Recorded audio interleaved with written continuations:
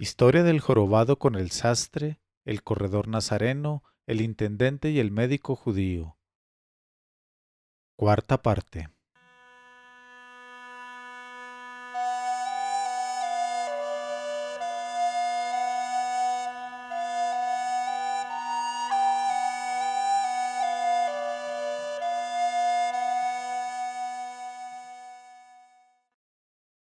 Pero cuando llegó la 30ª noche, ella dijo: He llegado a saber, oh rey afortunado, que el cadí, sorprendido, les dijo: ¿Qué ha hecho vuestro amo para que yo lo mate?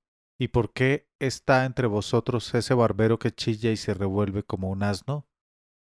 Entonces el barbero exclamó: Tú eres quien ha matado a palos a mi amo, pues yo estaba en la calle y oí sus gritos.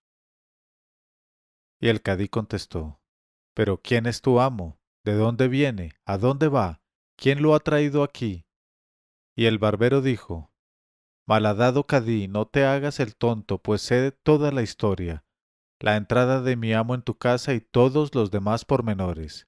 Sé, y ahora quiero que todo el mundo lo sepa, que tu hija está prendada de mi amo y mi amo la corresponde, y le he acompañado hasta aquí, y tú lo has sorprendido en la cama con tu hija y lo has matado a palos sin ayuda de tu servidumbre.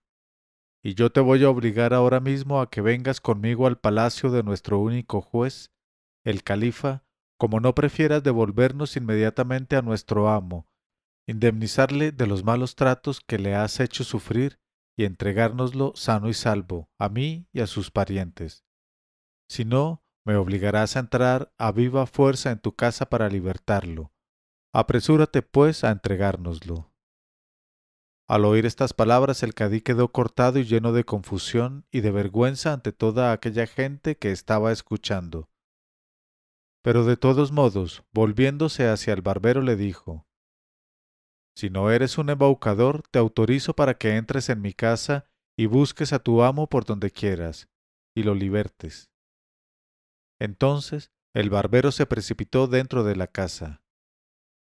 Y yo, que asistía a todo esto detrás de una celosía, cuando vi que el barbero había entrado en la casa, quise huir inmediatamente. Pero por más que buscaba escaparme, no hallé ninguna salida que no pudiese ser vista por la gente de la casa, o no la pudiese utilizar el barbero. Sin embargo, en una de las habitaciones encontré un cofre enorme que estaba vacío, y me apresuré a esconderme en él, dejando caer la tapa, y allí me quedé bien quieto conteniendo la respiración. Pero el barbero, después de rebuscar por toda la casa, entró en aquel cuarto, y debió mirar a derecha e izquierda y ver el cofre. Entonces el maldito comprendió que yo estaba dentro, y sin decir nada, lo cogió, se lo puso a la cabeza y buscó a escape la salida, mientras que yo me moría de miedo. Pero dispuso la fatalidad que el populacho se empeñase en ver lo que había en el cofre, y de pronto levantaron la tapa. Y yo, no pudiendo soportar aquella vergüenza, me levanté súbitamente y me tiré al suelo, pero con tal precipitación que me rompí una pierna, y desde entonces estoy cojo.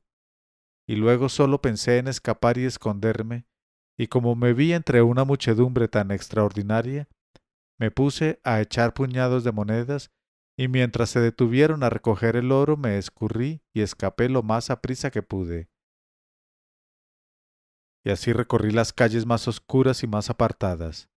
Pero juzgad cuál sería mi temor cuando de pronto vi al barbero detrás de mí y decía a gritos: Oh buenas gentes, gracias a Alá que he encontrado a mi amo. Después, sin dejar de correr detrás de mí, me dijo: Oh mi señor, ya ves ahora cuán mal hiciste en obrar con impaciencia y sin atender a mis consejos, porque según has podido comprobar, no eras hombre de muchas luces, pues eres muy arrebatado y hasta algo simple. Pero señor, ¿a dónde corres así? Aguárdame. Y yo, que no sabía ya cómo deshacerme de aquella calamidad a no ser por la muerte, me paré y le dije: Oh barbero, ¿no te basta con haberme puesto en el estado en que me ves? ¿Quieres pues mi muerte? Pero al acabar de hablar vi abierta delante de mí la tienda de un mercader amigo mío. Me precipité dentro y supliqué al mercader que le impidiera entrar detrás de mí a ese maldito, y pudo lograrlo con la amenaza de un garrote enorme y echándole miradas terribles. Pero el barbero no se fue sin maldecir al mercader, y también al padre y al abuelo del mercader, vomitando insultos, injurias y maldiciones, tanto contra mí como contra el mercader. Y yo di gracias al recompensador por aquella liberación que no esperaba nunca. El mercader me interrogó entonces y le conté mi historia con este barbero, y le rogué que me dejara en su tienda hasta mi curación, pues no quería volver a mi casa por miedo a que me persiguiese otra vez ese barbero de Betún. Pero por la gracia de Alá mi pierna acabó de curarse. Entonces cogí todo el dinero que me quedaba, mandé llamar testigos y escribí un testamento, en virtud del cual legaba a mis parientes el resto de mi fortuna, mis bienes y mis propiedades después de mi muerte, y elegí a una persona de confianza para que administrase todo aquello, encargándole que tratase bien a todos los míos, grandes y pequeños. Para perder de vista definitivamente a este barbero maldito, decidí salir de Bagdad y marcharme a cualquiera otra parte donde no corriese el riesgo de encontrarme cara a cara con mi enemigo. Salí, pues, de Bagdad y no dejé de viajar día y noche hasta que llegué a este país, donde creía haberme liberado de mi perseguidor. Pero ya veis que todo fue trabajo perdido, oh mis señores, pues me lo acabo de encontrar entre vosotros en este banquete a que me habéis invitado. Por eso os explicaréis que no pueda tener tranquilidad mientras no huya de este país como del otro, y todo por culpa de ese malvado, de esa calamidad con cara de piojo, de ese barbero asesino a quien Alá confunda, a él, a su familia y a toda su descendencia. Cuando aquel joven, prosiguió el sastre, hablando al rey de la China, acabó de pronunciar estas palabras, se levantó con el rostro muy pálido, nos deseó la paz y salió sin que nadie pudiera impedírselo. En cuanto a nosotros, una vez que oímos esta historia tan sorprendente, miramos al barbero, que estaba callado y con los ojos bajos, y le dijimos, ¿es verdad lo que ha contado ese joven? Y en tal caso, ¿por qué procediste de ese modo causándole tanta desgracia? Entonces el barbero levantó la frente y nos dijo, por Alá, bien sabía yo lo que me hacía al obrar así, y lo hice para ahorrarle mayores calamidades, pues a no ser por mí estaba perdido sin remedio. Y tiene que dar gracias a Alá y dármelas a mí por no haber perdido más que una pierna en vez de perderse por completo. En cuanto a vosotros, oh mis señores, para probaros que no soy ningún charlatán ni un indiscreto, ni en nada semejante a ninguno de mis hermanos, y para demostraros también que soy un hombre listo y de buen criterio, y sobre todo muy callado, os voy a contar mi historia y juzgaréis. Después de estas palabras, todos nosotros, continuó el sastre, nos dispusimos a escuchar en silencio aquella historia que juzgábamos había de ser extraordinaria.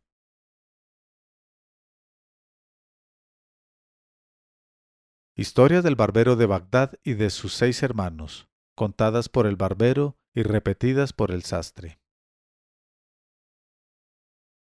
El barbero dijo, Sabed pues, oh mis señores, que yo viví en Bagdad durante el reinado del emir de los creyentes, el Montaser Bilá, el victorioso con ayuda de Alá. Y bajo su gobierno vivíamos porque amaba a los pobres y a los humildes, y gustaba de la compañía de los sabios y poetas. Pero un día entre los días el califa tuvo motivos de queja contra 10 individuos que habitaban no lejos de la ciudad, y mandó al gobernador lugarteniente que trajese entre sus manos a estos 10 individuos. Y quiso el destino que precisamente cuando les hacían atravesar el Tigris en una barca, estuviese yo en la orilla del río, y vi a aquellos hombres en la barca, y dije para mí, seguramente esos hombres se han dado cita en esa barca para pasarse en diversiones todo el día, comiendo y bebiendo. Así es que necesariamente me tengo que convidar para tomar parte en el festín. Me aproximé a la orilla y sin decir palabra, que por algo soy el silencioso, salté a la barca y me mezclé con todos ellos. Pero de pronto vi llegar a los guardias del walí, que se apoderaron de todos, les echaron a cada uno una argolla al cuello y cadenas a las manos, y acabaron por cogerme a mí también, y ponerme asimismo la argolla al cuello y las cadenas a las manos. Y yo no dije palabra, lo cual os demostrará, oh mis señores, mi firmeza de carácter y mi poca locuacidad. Me aguanté, pues, sin protestar, y me vi llevado con los 10 individuos a la presencia del emir de los creyentes, el califa Montaser Billah. Y en cuanto nos vio, el califa llamó al portaalfanje y le dijo: «Corta inmediatamente la cabeza de esos 10 malvados». Y el verdugo nos puso en fila en el patio a la vista del califa, y empuñando el alfanje hirió la primera cabeza y la hizo saltar, y la segunda y la tercera hasta la 10ª. Pero cuando llegó a mí, el número de cabezas cortadas era precisamente el de 10, y no tenía orden de cortar ni una más. Se detuvo, por lo tanto, y dijo al califa que sus órdenes estaban ya cumplidas. Pero entonces volvió la cara el califa, y viéndome todavía en pie, exclamó: «Oh mi portaalfanje, te he mandado cortar la cabeza a los 10 malvados. ¿Cómo es que perdonaste al 10º?» Y el portaalfanje repuso: «Por la gracia de Alá sobre ti y por la tuya sobre nosotros, he cortado 10 cabezas». Y el califa dijo: «Vamos a ver, cuéntalas delante de mí». Las contó y efectivamente resultaron 10 cabezas. Y entonces el califa me miró y me dijo: «¿Pero tú quién eres? ¿Y qué haces ahí entre esos bandidos derramadores de sangre?» Entonces, oh señores, y sólo entonces, al ser interrogado por el emir de los creyentes, me resolví a hablar y dije: «Oh emir de los creyentes, soy el jeique a quien llaman el Samed a causa de mi poca locuacidad. En punto a prudencia, tengo un buen acopio en mi persona y en cuanto a la rectitud de mi juicio, la gravedad de mis palabras, lo excelente de mi razón, lo agudo de mi inteligencia y mi ninguna verbosidad, nada he de decirte, pues tales cualidades son en mí infinitas. Mi oficio es el de afeitar cabezas y barbas, escarificar piernas y pantorrillas, y aplicar ventosas y sanguijuelas. Y soy uno de los 7 hijos de mi padre, y mis 6 hermanos están vivos. Pero he aquí la aventura. Esta misma mañana me paseaba yo a lo largo del Tigris, cuando vi a esos 10 individuos que saltaban a una barca, y me junté con ellos, y con ellos me embarqué creyendo que estaban convidados a algún banquete en el río.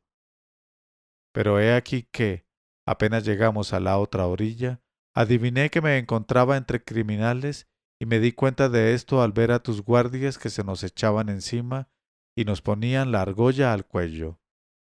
Y aunque nada tenía yo que ver con esa gente, no quise hablar ni una palabra, ni protestar de ningún modo, obligándome a ello mi excesiva firmeza de carácter y mi ninguna locuacidad. Y mezclado con estos hombres fui conducido entre tus manos, oh emir de los creyentes, y mandaste que cortasen la cabeza a esos 10 bandidos, y fui el único que quedó entre las manos de tu portaalfanje, y a pesar de todo, no dije tan siquiera ni una palabra.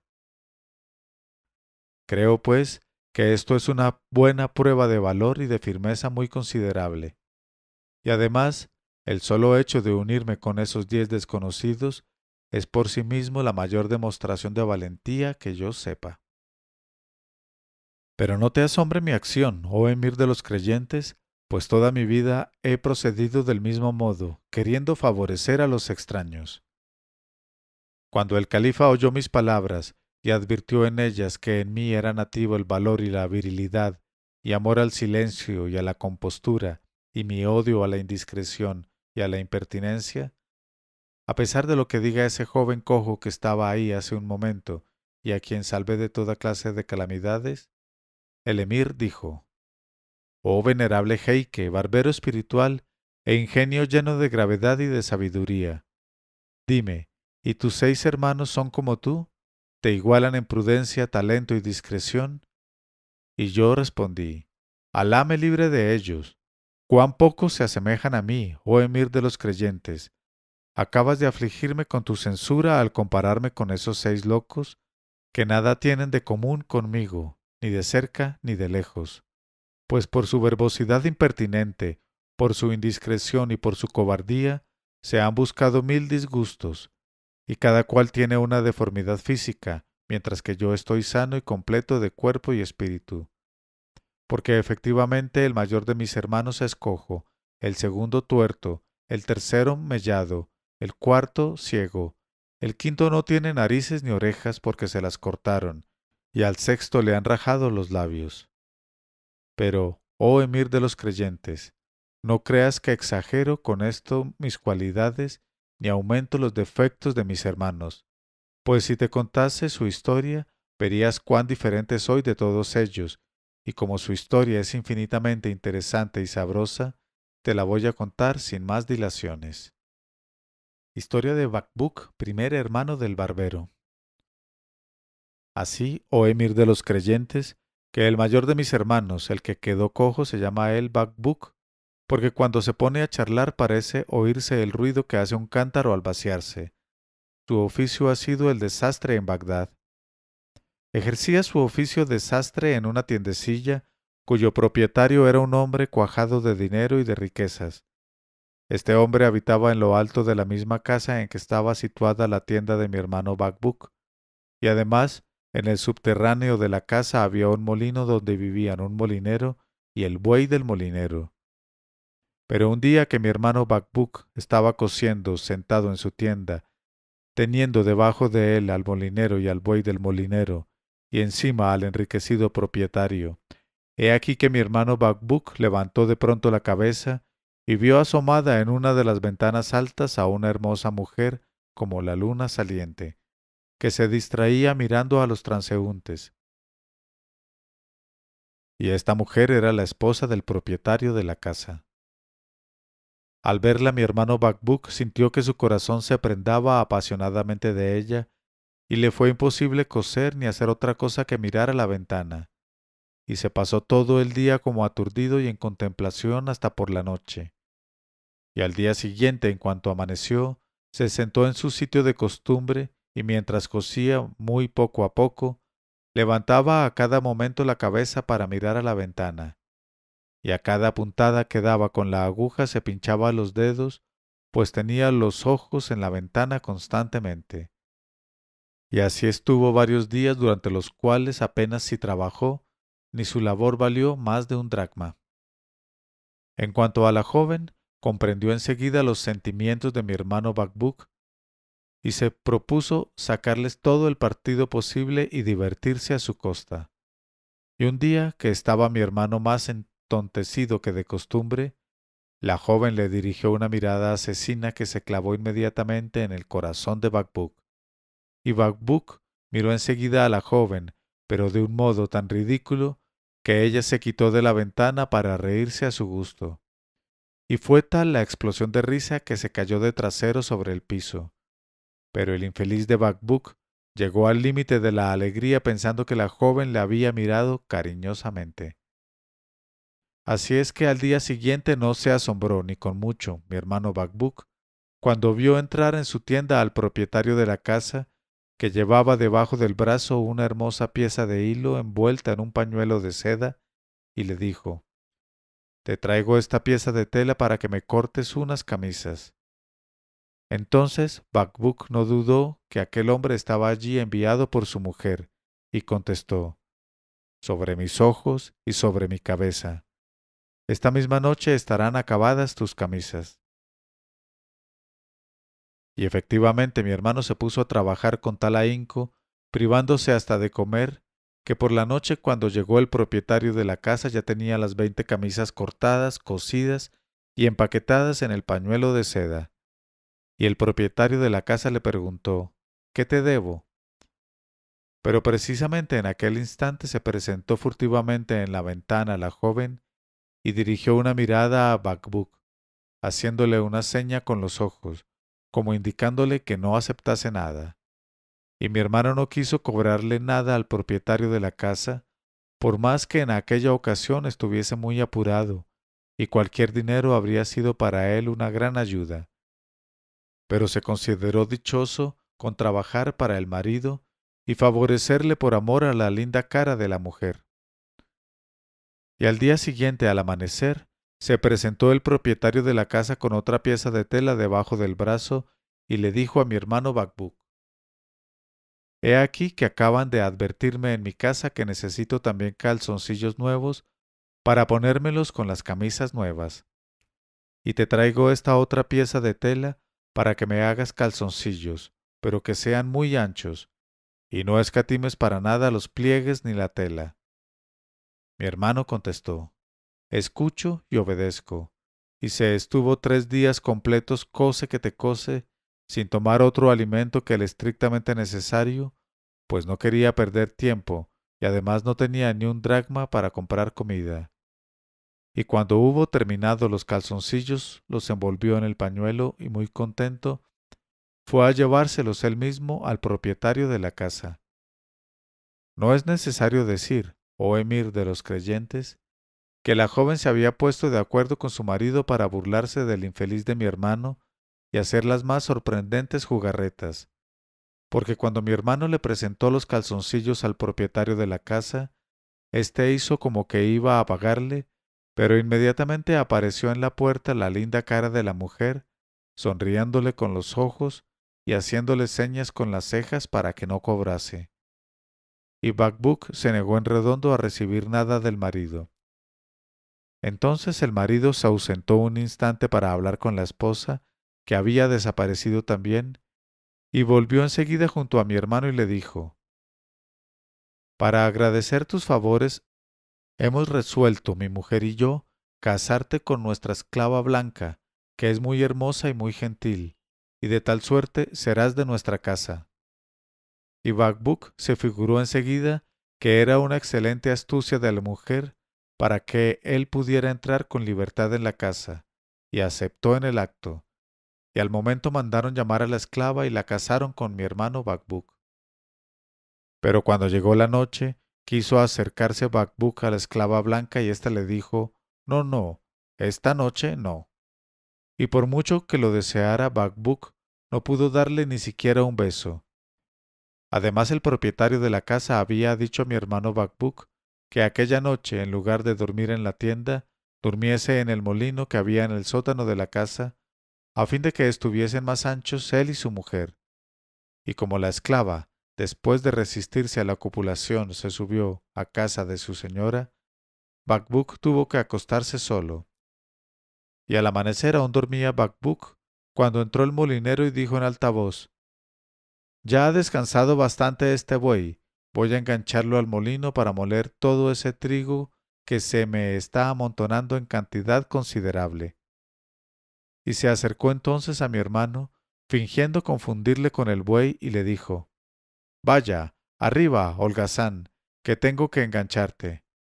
Y mi hermano Bacbuk no quiso hablar, tal era su estupidez, y se dejó enganchar al molino. Y el molinero lo ató por la cintura al cilindro del molino, y dándole un fuerte latigazo, exclamó: «¡Yalá!». Y cuando Bacbuk recibió aquel golpe no pudo menos que mugir como un buey. Y el molinero siguió dándole fuertes latigazos y haciéndole dar vueltas al molino durante mucho tiempo. Y mi hermano mugía absolutamente como un buey, y resoplaba al recibir los estacazos. Y no tardó en llegar el propietario de la casa que, al verle en tal estado, dando vueltas y recibiendo golpes, fue enseguida a avisar a su mujer, y ésta envió a la esclava Blanca, que desató a mi hermano y le dijo muy compasivamente: «Mi señora acaba de saber el maltrato que te han hecho sufrir y lo siente muchísimo. Todos lamentamos tus sufrimientos». Pero el infeliz Bacbuk había recibido tanto palo y estaba tan molido que no pudo contestar palabra. Hallándose en tal estado, se presentó el jeique que había escrito su contrato de matrimonio con la esclava Blanca, y le deseó la paz y le dijo: «Concédate Alá larga vida». así sea bendito tu matrimonio. Estoy seguro de que acabas de pasar una noche feliz y que has gozado los transportes más dulces y más íntimos, abrazos, besos y copulaciones desde la noche hasta la mañana. Y mi hermano Bacbuk le contestó: Alá confunda a los embaucadores y a los pérfidos de tu clase, traidor a la milésima potencia. Tú me metiste en todo esto para que diese vueltas al molino en lugar del buey del molinero, y eso hasta la mañana. Entonces el jeique le invitó a que se lo contase todo, y mi hermano se lo contó. Y entonces el jeique le dijo: Todo eso está muy claro. No es otra cosa sino que tu estrella no concuerda con la estrella de la joven. Y Bacbuk le replicó: Ah, maldito, anda a ver si puedes inventar más perfidias. Después mi hermano se fue y volvió a meterse en su tienda, con el fin de aguardar algún trabajo que le permitiese ganar el pan, ya que tanto había trabajado sin cobrar. Y mientras estaba sentado, hete aquí que se presentó la esclava blanca y le dijo: Mi ama te quiere muchísimo, y me encarga te diga que acaba de subir a la azotea para tener el gusto de contemplarte desde el tragaluz. Y efectivamente, mi hermano vio aparecer en el tragaluz a la joven, deshecha en lágrimas, y se lamentaba y decía: Oh, querido mío, ¿por qué me pones tan mala cara y estás tan enfadado que ni siquiera me miras? Te juro por tu vida que cuanto te ha pasado en el molino se ha hecho a espaldas mías. En cuanto a esa esclava loca, no quiero que la mires siquiera. En adelante yo sola seré tuya. Y mi hermano Bacbuk levantó entonces la cabeza y miró a la joven, y esto le bastó para olvidar todas las tribulaciones pasadas y para hartar sus ojos contemplando aquella hermosura. Después se puso a hablarle por señas y ella con él, hasta que Bacbuk se convenció de que todas sus desgracias no le habían pasado a él, sino a otro cualquiera. Y con la esperanza de ver a la joven siguió cortando y cosiendo camisas, calzoncillos, ropa interior y ropa exterior, hasta que un día fue a buscarle la esclava blanca y le dijo: Mi señora te saluda, y como mi amo y esposo suyo se marcha esta noche a un banquete que le dan sus amigos, y no volverá hasta la mañana, te aguardará impaciente mi señora para pasar contigo esta noche entre delicias y lo que sabes. Y el infeliz de Bacbuk estuvo a punto de volverse loco al oír tal noticia, porque la astuta casada había combinado un último plan, de acuerdo con su marido, para deshacerse de mi hermano y verse libres, ella y él, de pagarle toda la ropa que le habían encargado. Y el propietario de la casa había dicho a su mujer: ¿Cómo haríamos para que entrase en tu aposento para sorprenderle y llevarle a casa del walí? Y la mujer contestó: Déjame obrar a mi gusto y lo engañaré con tal engaño, y lo comprometeré en tal compromiso que toda la ciudad se ha de burlar de él.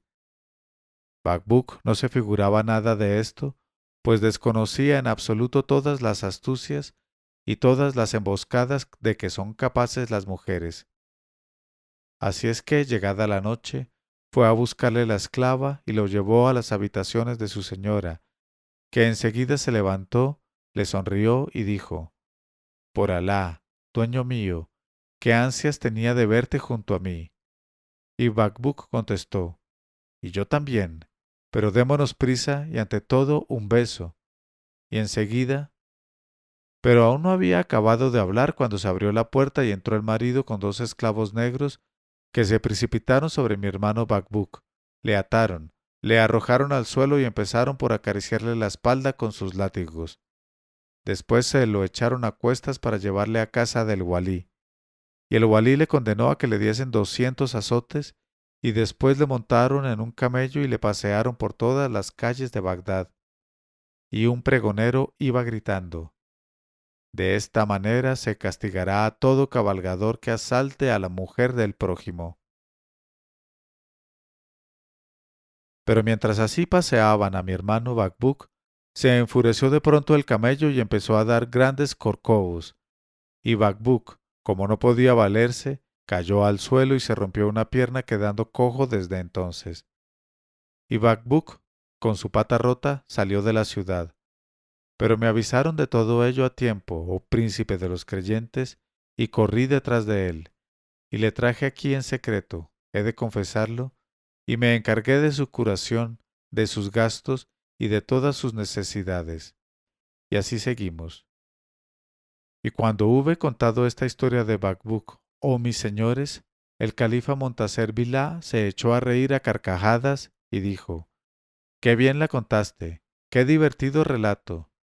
Y yo repuse: «En verdad que no merezco aún tanta alabanza tuya, porque entonces, ¿qué dirás cuando hayas oído la historia de cada uno de mis otros hermanos? Pero temo que me tomes por un charlatán indiscreto».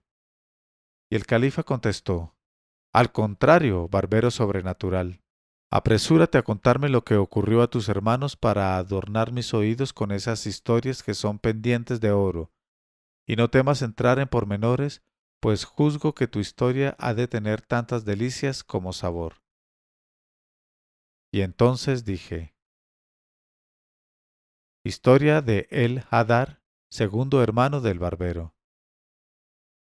Sabed, pues, oh emir de los creyentes, que mi segundo hermano se llama El-Hadar porque muge como un camello, y además está mellado. Como oficio no tiene ninguno, pero en cambio me da muchos disgustos. Juzgad con vuestro entendimiento al oír esta aventura. Un día que vagaba sin rumbo por las calles de Bagdad, se le acercó una vieja y le dijo en voz baja: «Escucha, oh ser humano, te voy a hacer una proposición que puedes aceptar o rechazar según te plazca».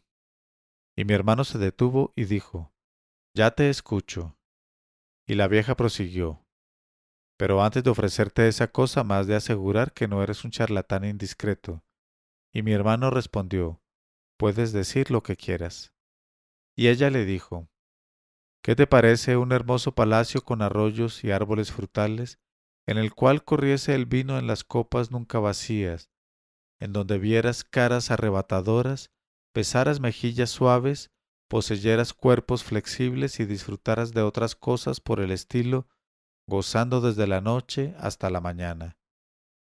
Y para disfrutar de todo eso, no necesitarás más que avenirte a una condición».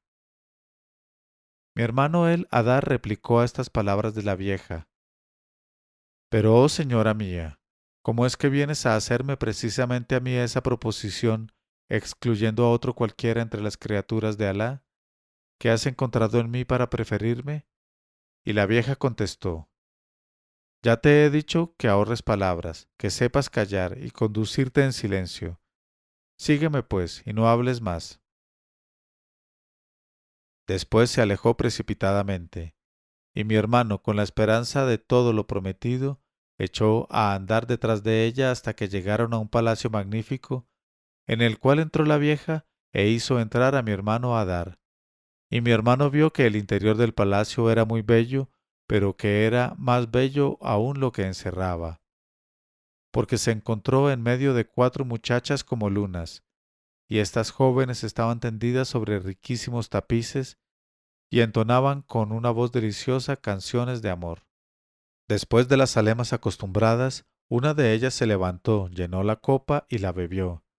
Y mi hermano Hadar le dijo: «Que te sea sano y delicioso y aumente tus fuerzas».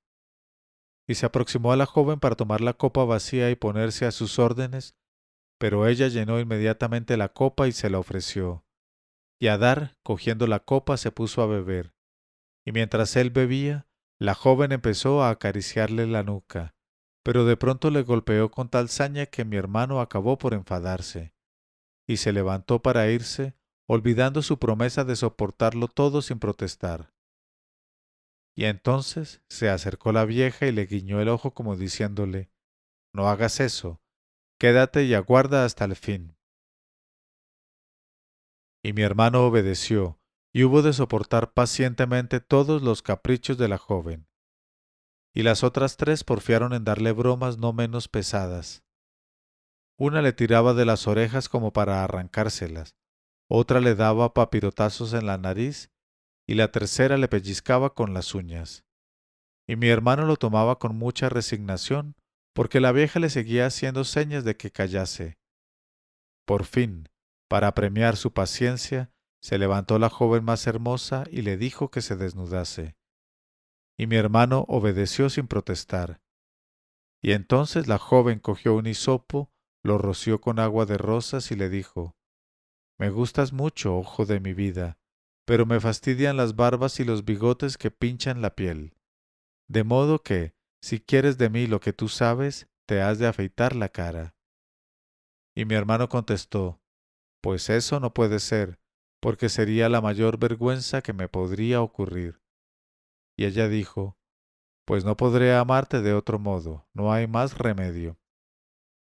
Y entonces mi hermano dejó que la vieja le llevase a una habitación contigua donde le cortó la barba y se la afeitó, y después los bigotes y las cejas, y luego le embadurnó la cara con coloretes y polvos, y lo condujo a la sala donde estaban las jóvenes.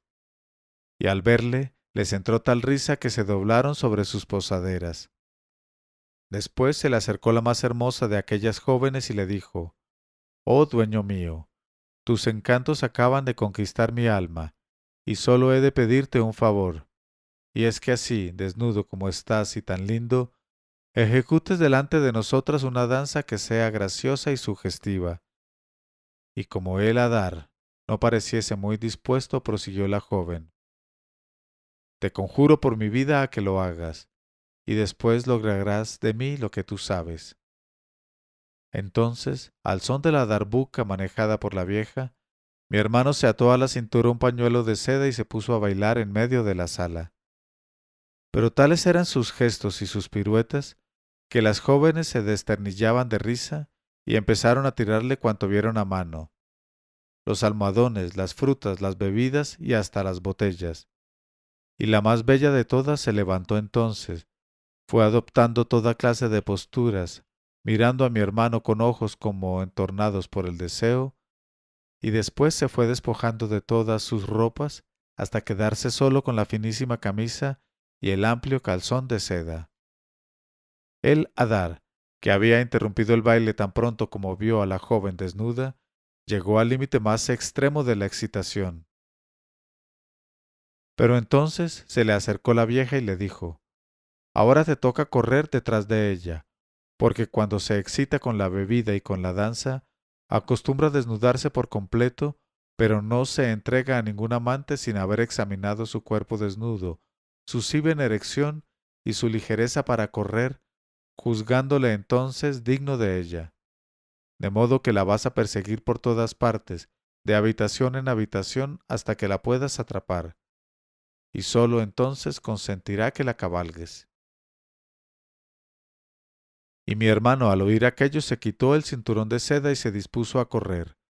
Y la joven se despojó de la camisa y de lo demás, y apareció toda desnuda, cimbreándose como una palmera nueva, y echó a correr, riéndose a carcajadas y dando 2 vueltas al salón.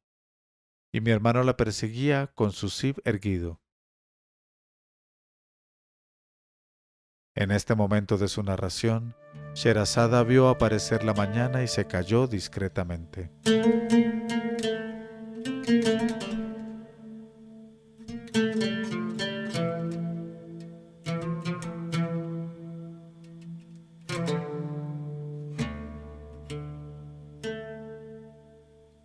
Pero cuando llegó la 31ª noche, ella dijo: He llegado a saber, oh rey afortunado, que el barbero prosiguió su relato en esta forma. Mi hermano Adar, con su zib erguido, empezó a perseguir a la joven, que, ligera, huía de él y se reía. Y las otras jóvenes y la vieja, al ver correr a aquel hombre con su rostro pintarrajeado, sin barbas ni bigotes, ni cejas, y erguido su zib hasta no poder más, se morían de risa y palmoteaban y golpeaban el suelo con los pies.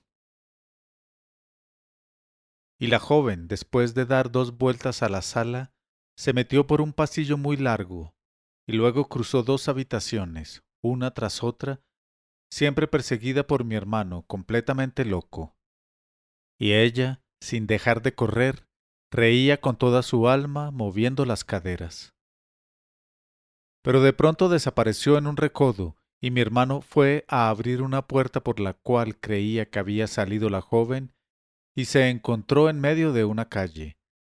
Y esta calle era la calle en que vivían los curtidores de Bagdad, y todos los curtidores vieron a el-Hadar afeitado de barbas, sin bigotes, las cejas rapadas y pintado el rostro como una ramera.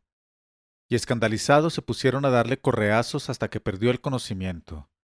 Y después le montaron en un burro poniéndole al revés, de cara al rabo, y le hicieron dar la vuelta a todos los zocos hasta que lo llevaron al walí, que les preguntó, ¿quién es ese hombre?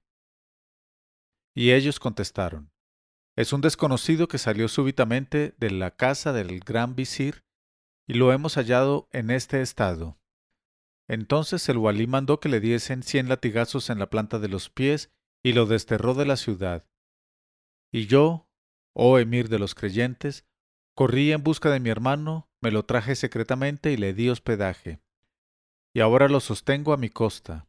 Comprenderás que si yo no fuera un hombre lleno de entereza y de cualidades, no habría podido soportar a semejante necio. Pero en lo que se refiere a mi tercer hermano, ya es otra cosa, como vas a ver. Historia de Bakbak, tercer hermano del barbero. Bakbak el ciego, por otro nombre el cacareador hinchado, es mi tercer hermano. Era mendigo de oficio y uno de los principales de la cofradía de los pordioseros de Bagdad, nuestra ciudad. Cierto día la voluntad de Alá y el destino permitieron que mi hermano llegase a mendigar a la puerta de una casa. Y mi hermano Bakbak, sin prescindir de sus acostumbradas invocaciones para pedir limosna, oh donador, oh generoso, dio con el palo en la puerta. Pero conviene que sepas, oh comendador de los creyentes, que mi hermano Bakbak, igual que los más astutos de su cofradía, no contestaba cuando al llamar a la puerta de una casa le decían ¿quién es? Y se callaba para obligar a que abriesen la puerta, pues de otro modo, en lugar de abrir, se contentaban con responder desde dentro Alá te ampare, que es el modo de despedir a los mendigos. De modo que aquel día, por más que desde la casa preguntasen ¿quién es?, mi hermano callaba, y acabó por oír pasos que se acercaban, y que se abría la puerta, y se presentó un hombre al cual Bakbak, si no hubiera estado ciego, no habría pedido limosna seguramente. Pero aquel era su destino, y cada hombre lleva su destino atado al cuello. Y el hombre le preguntó, ¿qué deseas? Y mi hermano Bakbak respondió, que me des una limosna por Alá el Altísimo. El hombre volvió a preguntar, ¿eres ciego? Y Bakbak dijo, sí, mi amo, y muy pobre. Y el otro repuso, en ese caso, dame la mano para que te guíe. Y le dio la mano, y el hombre lo metió en la casa y lo hizo subir escalones y más escalones, hasta que lo llevó a la azotea, que estaba muy alta. Y mi hermano, sin aliento, se decía, seguramente me va a dar las sobras de algún festín. Y cuando hubieron llegado a la azotea, el hombre volvió a preguntar, ¿qué quieres, ciego? Y mi hermano, bastante asombrado, respondió, una limosna por Alá. Y el otro replicó, que Alá te abra el día en otra parte. Entonces Bakbak le dijo, oh tú, un tal, ¿no podías haberme contestado así cuando estábamos abajo? A lo cual replicó el otro, oh tú, que vales menos que mi trasero, ¿por qué no me contestaste cuando yo preguntaba desde dentro? ¿Quién es? ¿Quién está en la puerta? Con que lárgate de aquí enseguida, o te haré rodar como una bola, asqueroso mendigo de mal agüero. Y Bakbak tuvo que bajar más que deprisa la escalera completamente solo. Pero cuando le quedaban unos 20 escalones dio un mal paso y fue rodando hasta la puerta. Y al caer se hizo una gran contusión en la cabeza y caminaba gimiendo por la calle. Entonces varios de sus compañeros mendigos y ciegos como él, al oírle gemir, le preguntaron la causa. Y Bakbak les refirió su desventura. Y después les dijo, ahora tendréis que acompañarme a casa para coger dinero con que comprar comida para este día infructuoso y maldito, y habrá que recurrir a nuestros ahorros, que como sabéis son importantes y cuyo depósito me habéis confiado. Pero el hombre de la azotea había bajado detrás de él y le había seguido, y echó a andar detrás de mi hermano y los otros dos ciegos sin que nadie se apercibiese, y así llegaron todos a casa de Bakbak. Entraron, y el hombre se deslizó rápidamente antes de que hubiesen cerrado la puerta. Y Bakbak dijo a los dos ciegos: Ante todo, registremos la habitación por si hay algún extraño escondido. Y aquel hombre, que era todo un ladrón de los más hábiles entre los ladrones, vio una cuerda que pendía del techo, se agarró de ella y silenciosamente trepó hasta una viga, donde se sentó con la mayor tranquilidad. Y los dos ciegos comenzaron a buscar por toda la habitación, insistiendo en sus pesquisas varias veces, tentando los rincones con los palos. Y hecho esto, se reunieron con mi hermano, que sacó entonces del escondite todo el dinero de que era depositario, y lo contó con sus dos compañeros, resultando que tenían 10.000 dracmas juntos. Después cada cual cogió 2 o 3 dracmas, volvieron a meter todo el dinero en los sacos y lo guardaron en el escondite. Y uno de los 3 ciegos marchó a comprar provisiones y volvió enseguida, sacando de la alforja 3 panes, 3 cebollas y algunos dátiles. Y los 3 compañeros se sentaron en corro y se pusieron a comer. Entonces el ladrón se deslizó silenciosamente a lo largo de la cuerda, se acurrucó junto a los 3 mendigos y se puso a comer con ellos. Y se había colocado al lado de Bakbak, que tenía un oído excelente. Y Bakbak, oyendo el ruido de sus mandíbulas al comer, exclamó: «Hay un extraño entre nosotros», y alargó rápidamente la mano hacia donde oía el ruido de las mandíbulas, y su mano cayó precisamente sobre el brazo del ladrón. Entonces Bakbak y los 2 mendigos se precipitaron encima de él y empezaron a gritar y a golpearle con sus palos, ciegos como estaban, y pedían auxilio a los vecinos chillando: «Oh musulmanes, acudid a socorrernos, aquí hay un ladrón, quiere robarnos el poquísimo dinero de nuestros ahorros». Y acudiendo los vecinos vieron a Bakbak, que auxiliado por los otros 2 mendigos, tenían sujeto al ladrón, que intentaba defenderse y escapar. Pero el ladrón, cuando llegaron los vecinos, se fingió también ciego y cerrando los ojos, exclamó: «Por Alá, oh musulmanes, soy ciego y socio de estos 3 que me niegan lo que me corresponde de los 10.000 dracmas de ahorros que poseemos en comunidad. Os lo juro por Alá el Altísimo, por el sultán, por el emir, y os pido que me llevéis a presencia del walí, donde se comprobará todo». Entonces llegaron los guardias del walí, se apoderaron de los 4 hombres y los llevaron entre las manos del walí. Y el walí preguntó: «¿Quiénes son esos hombres?». Y el ladrón exclamó: «Escucha mis palabras, oh walí justo y perspicaz, y sabrás lo que debes saber. Y si no quisieras creerme, manda que nos den tormento, a mí primero, para obligarnos a confesar la verdad. Y somete enseguida al mismo tormento a estos hombres para poner en claro este asunto». Y el walí dispuso: «Coged a ese hombre, echadlo en el suelo y apaleadle hasta que confiese». Entonces los guardias agarraron al ciego fingido, y uno le sujetaba los pies, y los demás principiaron a darle palos en ellos. A los 10 palos, el supuesto ciego empezó a dar gritos y abrió un ojo, pues hasta entonces los había tenido cerrados. Y después de recibir otros cuantos palos, no muchos, abrió ostensiblemente el otro ojo. Y el walí enfurecido le dijo: «¿Qué farsa es esta, miserable embustero?». Y el ladrón contestó: «Que suspendan la paliza y lo explicaré todo». Y el walí mandó suspender el tormento, y el ladrón dijo: «Somos 4 ciegos fingidos que engañamos a la gente para que nos dé limosna. Pero además simulamos nuestra ceguera para poder entrar fácilmente en las casas, ver las mujeres con la cara descubierta, seducirlas, cabalgarlas y al mismo tiempo examinar el interior de las viviendas y preparar los robos sobre seguro. Y como hace bastante tiempo que ejercemos este oficio tan lucrativo, hemos logrado juntar entre todos hasta 10.000 dracmas, y al reclamar mi parte a estos hombres, no solo se negaron a dármela, sino que me apalearon y me habrían matado a golpes si los guardias no me hubiesen sacado de entre sus manos.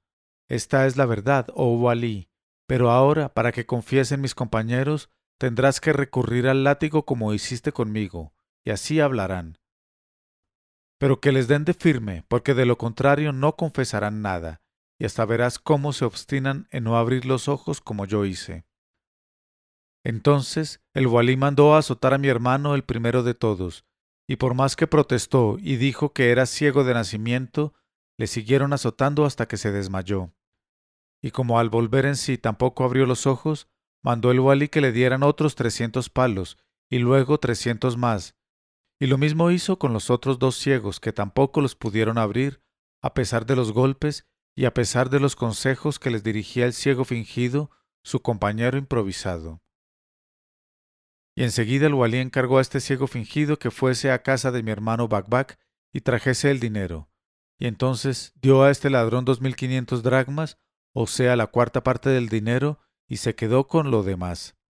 En cuanto a mi hermano y los otros 2 ciegos, el walí les dijo: Miserables hipócritas, con que coméis el pan que os concede la gracia de Alá, y luego juráis en su nombre que sois ciegos, salid de aquí, y que no os vuelva a ver en Bagdad ni un solo día. Y yo, oh emir de los creyentes, en cuanto supe todo esto, salí en busca de mi hermano y lo encontré. Lo traje secretamente a Bagdad, lo metí en mi casa y me encargué de darle de comer y vestirlo mientras viva. Y tal es la historia de mi tercer hermano, Bakbak el ciego. Y al oírla, el califa Montaser Bilá dijo: Que den una gratificación a este barbero, y que se vaya enseguida. Pero yo, oh mis señores, contesté: Por Alá, oh príncipe de los creyentes, no puedo aceptar nada sin referirte lo que les ocurrió a mis otros 3 hermanos. Y concedida la autorización, dije: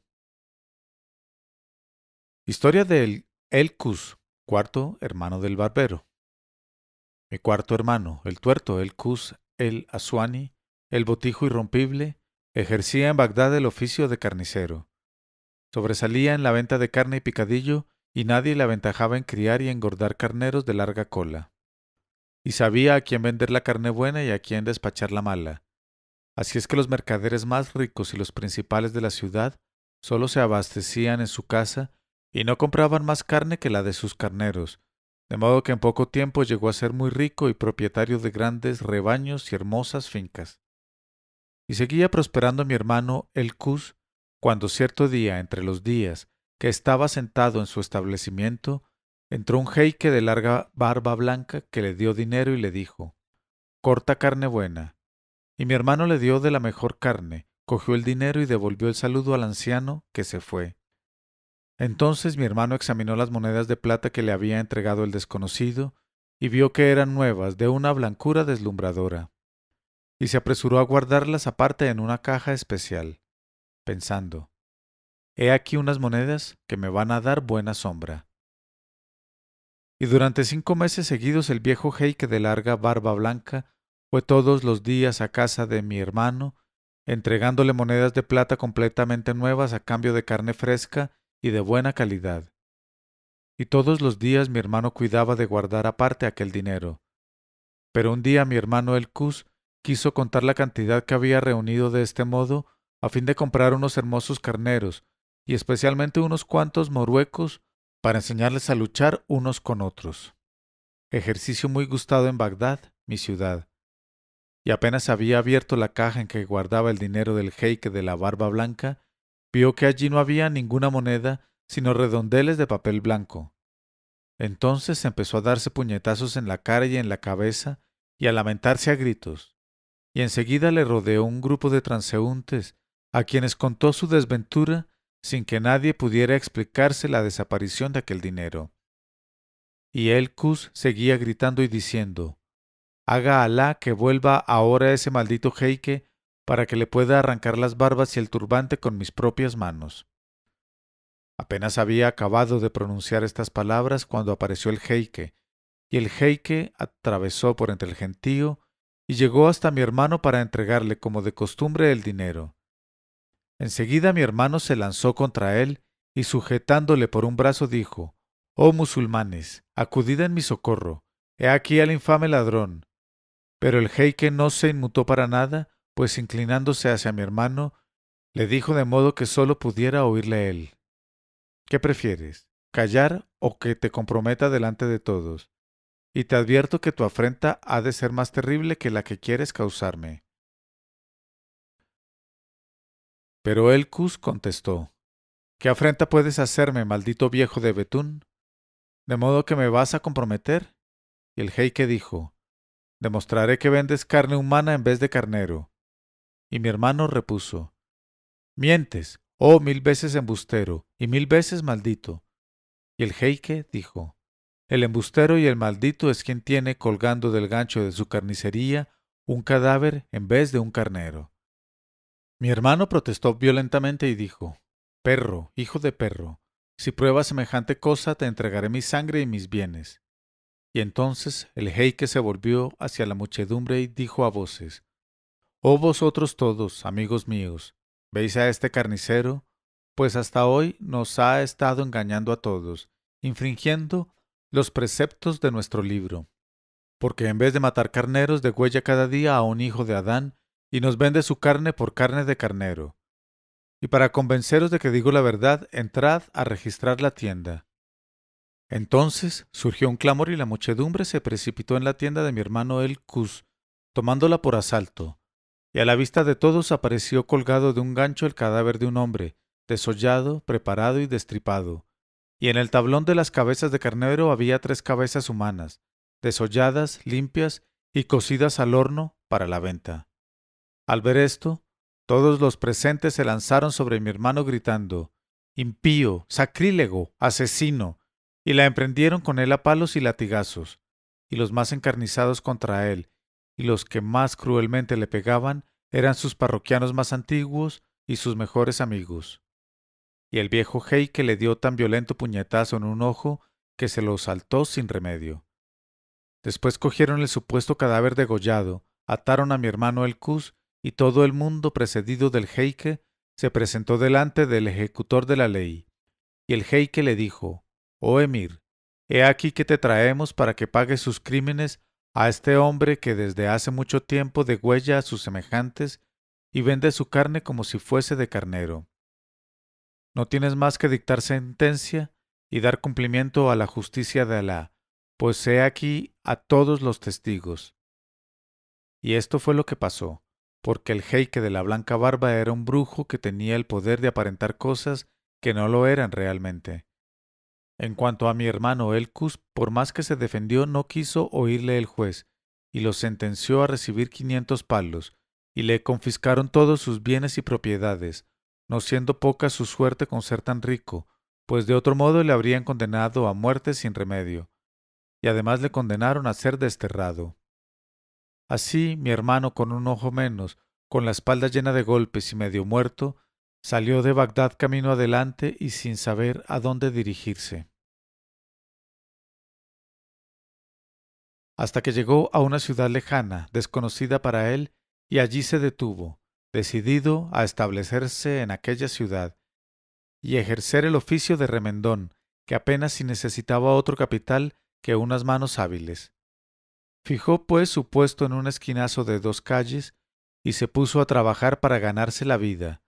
Pero un día que estaba poniendo una pieza nueva a una babucha vieja, oyó relinchos de caballos y el estrépito de una carrera de jinetes, y preguntó el motivo de aquel tumulto y le dijeron, es el rey que sale de casa con galgos acompañado de toda la corte. Entonces mi hermano el Cus dejó un momento la aguja y el martillo y se levantó para ver cómo pasaba la comitiva regia, y mientras estaba de pie meditando sobre su pasado y su presente, y sobre las circunstancias que le habían convertido de famoso carnicero en el último de los remendones, pasó el rey al frente de su maravilloso séquito y dio la casualidad que la mirada del rey se fijase en el ojo hueco de mi hermano el Cus. Al verlo, el rey palideció y dijo, guárdeme Alá de las desgracias de este maldito y de mal agüero, y dio vuelta inmediatamente a las bridas de su yegua y desanduvo el camino acompañado de su séquito y de sus soldados. Pero al mismo tiempo mandó a sus siervos que se apoderaran de mi hermano y le administrasen el consabido castigo. y los esclavos, precipitándose sobre mi hermano el Cus, le dieron tan tremenda paliza que lo dejaron por muerto en medio de la calle. Cuando se marcharon se levantó el Cus y se volvió penosamente a su puesto debajo del toldo que le resguardaba, y allí se echó completamente molido. Pero entonces pasó un individuo del séquito del rey que venía rezagado, y mi hermano el Cus le rogó que se detuviese, le contó el trato que acababa de sufrir y le pidió que le dijera el motivo. El hombre se echó a reír a carcajadas y le contestó: «Sabe, hermano, que nuestro rey no puede tolerar ningún tuerto, sobre todo si el tuerto lo es del ojo derecho, porque cree que ha de traerle desgracia, y siempre manda matar al tuerto sin remisión. Así es que me sorprende mucho que todavía estés vivo». Mi hermano no quiso oír más, recogió sus herramientas y, aprovechando las pocas fuerzas que le quedaban, emprendió la fuga y no se detuvo hasta salir de la ciudad, y siguió andando hasta llegar a otra población muy lejana que no tenía rey ni tirano. Residió mucho tiempo en aquella ciudad, cuidando de no exhibirse, pero un día salió a respirar aire puro y a darse un paseo, y de pronto oyó detrás de él relinchar de caballos, y recordando su última desventura, escapó lo más aprisa que pudo, buscando un rincón en que esconderse, pero no lo encontró, y delante de él vio una puerta y empujó la puerta, y se encontró en un pasillo largo y oscuro, y allí se escondió. Pero apenas se había ocultado, aparecieron dos hombres que se apoderaron de él, le encadenaron y dijeron: «Loor a Alá, que ha permitido que te atrapemos, enemigo de Alá y de los hombres. 3 días y 3 noches llevamos buscándote sin descanso, y nos has hecho pasar amarguras de muerte». Pero mi hermano dijo: «Oh señores, ¿a quién os referís? ¿De qué órdenes habláis?». Y le contestaron: «¿No te ha bastado con haber reducido a la indigencia a todos tus amigos y al amo de esta casa? Y aún nos querías asesinar. ¿Dónde está el cuchillo con que nos amenazabas ayer?».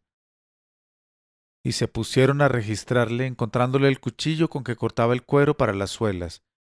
Entonces lo arrojaron al suelo, y le iban a degollar cuando mi hermano exclamó: «Escuchad, buena gente, no soy ni un ladrón ni un asesino, pero puedo contaros una historia sorprendente, y es mi propia historia». Y ellos, sin hacerle caso, le pisotearon, le golpearon y le destrozaron la ropa, y al desgarrarle la ropa vieron en su espalda desnuda las cicatrices de los latigazos que había recibido en otro tiempo, y exclamaron: «Oh miserable, he aquí unas cicatrices que prueban todos tus crímenes pasados».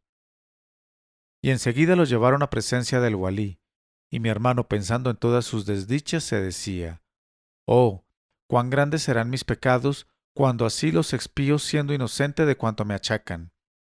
Pero no tengo más esperanza que en Alá el Altísimo». Y cuando estuvo en presencia del walí, el walí lo miró airadísimo y le dijo: «Miserable desvergonzado, los latigazos con que marcaron tu cuerpo son una prueba sobrada de todas tus anteriores y presentes fechorías». Y dispuso que le dieran 100 palos. Y después lo subieron y ataron a un camello y le pasearon por toda la ciudad, mientras el pregonero gritaba: «He aquí el castigo de quien se mete en casa ajena con intenciones criminales». Pero entonces supe todas estas desventuras de mi desgraciado hermano, me dirigí enseguida en su busca, y lo encontré precisamente cuando lo bajaban desmayado del camello. Y entonces, oh emir de los creyentes, cumplí mi deber de traérmelo secretamente a Bagdad, y le he señalado una pensión para que coma y beba tranquilamente hasta el fin de sus días. Tal es la historia del desdichado El Cus. En cuanto a mi quinto hermano, su aventura es aún más extraordinaria, y te probará, oh príncipe de los creyentes, que soy el más cuerdo y el más prudente de mis hermanos.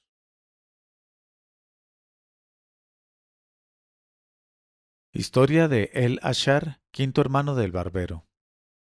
Este hermano mío, oh emir de los creyentes, fue precisamente aquel a quien cortaron la nariz y las orejas. Le llaman El Ashar porque ostenta un vientre voluminoso como una camella preñada, y también por su semejanza con un caldero grande, y es muy perezoso durante el día pero de noche desempeña cualquier comisión, procurándose dinero por toda suerte de medios ilícitos y extraños. Al morir nuestro padre heredamos 100 dracmas de plata cada uno. El Ashar cogió los 100 dracmas que le correspondían, pero no sabía en qué emplearlos, y se decidió por último a comprar cristalería para vender al por menor, prefiriendo este oficio a cualquier otro porque no le obligaba a moverse mucho. Se convirtió pues en vendedor de cristalería, para lo cual compró un canasto grande, en el que puso sus géneros, buscó una esquina frecuentada y se instaló tranquilamente en ella, apoyada la espalda contra la pared, y delante del canasto pregonando su mercadería de esta suerte: «Oh cristal, oh gotas de sol, oh senos de adolescente, ojos de mi nodriza, soplo endurecido de las vírgenes, oh cristal, oh cristal». Pero más tiempo se lo pasaba callado, y entonces, apoyando con mayor firmeza la espalda contra la pared, empezaba a soñar despierto, y he aquí lo que soñaba un viernes en el momento de la oración. Acabo de emplear todo mi capital, o sea, 100 dracmas, en la compra de cristalería. Es seguro que lograré venderla en 200 dracmas. Con estos 200 dracmas compraré otra vez cristalería y la venderé en 400 dracmas. Y seguiré vendiendo y comprando hasta que me vea dueño de un gran capital. Entonces compraré toda clase de mercancías, drogas y perfumes, y no dejaré de vender hasta que haya hecho grandísimas ganancias. Así podré adquirir un gran palacio y tener esclavos y tener caballos con sillas y gualdrapas de brocado y de oro. Y comeré y beberé soberbiamente. Y no habrá cantora de la ciudad a la que no invite a cantar en mi casa. Y luego me concertaré con las casamenteras más expertas de Bagdad para que me busquen novia que sea hija de un rey o de un visir. Y no transcurrirá mucho tiempo sin que me case, ya que no con otra, con la hija del gran visir, porque es una joven hermosísima y llena de perfecciones. De modo que le señalaré una dote de 1000 dinares de oro, y no es de esperar que su padre, el gran visir, vaya a oponerse a esta boda, pero si no la consintiese, le arrebataría a su hija y me la llevaría a mi palacio, y compraré 10 pajecillos para mi servicio particular, y me mandaré a hacer ropa regia como la que llevan los sultanes y los emires, y encargaré al joyero más hábil que me haga una silla de montar toda de oro, con incrustaciones de perlas y pedrería, y montado en el corcel más hermoso de los corceles, que compraré a los beduinos del desierto, o mandaré traer de la tribu de Anesí, me pasearé por la ciudad precedido de numerosos esclavos y otros detrás y alrededor de mí. Y de este modo llegaré al palacio del gran visir, y el gran visir cuando me vea se levantará en honor mío y me cederá un sitio, quedándose de pie algo más abajo que yo, y se tendrá por muy honrado con ser mi suegro. Y conmigo irán 2 esclavos, cada uno con una gran bolsa, y en cada bolsa habrá 1000 dinares. Una de las bolsas se la daré al gran visir como dote de su hija, y la otra se la regalaré como muestra de mi generosidad y munificencia, y para que vea también cuán por encima estoy de todo lo de este mundo. Y volveré solemnemente a mi casa, y cuando mi novia me envíe a una persona con algún recado, llenaré de oro a esa persona y le regalaré telas preciosas y trajes magníficos. Y si el visir llega a mandarme algún regalo de boda, no lo aceptaré, y se lo devolveré, aunque sea un regalo de gran valor. Y todo esto para demostrarle que tengo gran altura de espíritu y soy incapaz de la menor falta de delicadeza. Y señalaré después el día de mi boda, y todos los pormenores, disponiendo que nada se escatime en cuanto al banquete, ni respecto al número y calidad de músicos, cantoras y danzarinas. Y prepararé mi palacio tendiendo alfombras por todas partes. Cubriré el suelo de flores desde la entrada hasta la sala del festín, y mandaré regar el pavimento con esencias y agua de rosas. La noche de bodas me pondré el traje más lujoso, me sentaré en un trono colocado en un magnífico estrado, tapizado de seda con bordados de flores y pájaros. Y mientras mi mujer se pasee por el salón con todas sus preseas, más resplandeciente que la luna llena del mes de Ramadán, yo permaneceré muy serio, sin mirarla siquiera ni volver la cabeza a ningún lado, probando con todo esto la entereza de mi carácter y mi cordura. Y cuando me presenten a mi esposa deliciosamente perfumada y con toda la frescura de su belleza, yo no me moveré tampoco, y seguiré impasible hasta que todas las damas se me acerquen y digan: «Oh Señor, corona de nuestra cabeza, aquí tienes a tu esposa que se pone respetuosamente entre tus manos y aguarda que la favorezcas con una mirada». Y he aquí que, habiéndose fatigado al estar de pie tanto tiempo, solo espera tus órdenes para sentarse. Y yo no diré tampoco ni una palabra, haciendo desear más mi respuesta. Y entonces todas las damas y todos los invitados se presentarán y besarán la tierra muchas veces ante mi grandeza. Y hasta entonces no consentiré en bajar la vista para dirigir una mirada a mi mujer, pero solo una mirada, porque volveré enseguida a levantar los ojos y recobraré mi aspecto lleno de dignidad. Y las doncellas se llevarán a mi mujer, y yo me levantaré para cambiar de ropa y ponerme otra mucho más rica. Y volverán a llevarme por segunda vez a la recién casada con otros trajes y otros adornos, bajo el hacinamiento de las alhajas, el oro y la pedrería, y perfumada con nuevos perfumes más gratos todavía. Y cuando me hayan rogado muchas veces volveré a mirar a mi mujer, pero enseguida levantaré los ojos para no verla más, y guardaré esta prodigiosa compostura hasta que terminen por completo todas las ceremonias.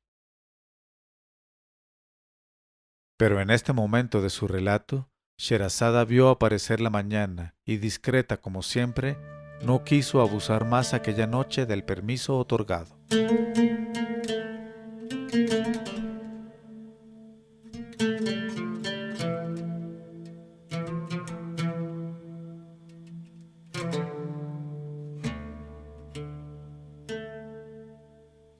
Leyó Mauricio Duque Arrubla. 1001noches.co 1001noches.co